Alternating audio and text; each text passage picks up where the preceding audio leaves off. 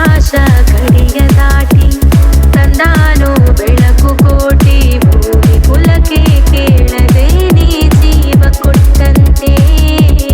ಕಣ್ಣ ಕಾಯೋರೆ ಬೆಗವನೆ ಕಾವಲಾದಂತೆ ಮೋಡಾನ ಮಳೆಯ ಮಾಡಿ ನೂರಾರು ಹನಿಯ ಕೂಡಿ ಕಾದ ನೆಲಕ್ಕೆ ಮುತ್ತ ನೀಡುವ ಜೀವ ಹನಿಯಂತೆ ಬೆನ್ನ ಹಿಂದೆ ಕಾಣದಂತ ಸೈನ್ಯ ನಿಂತಂತೆ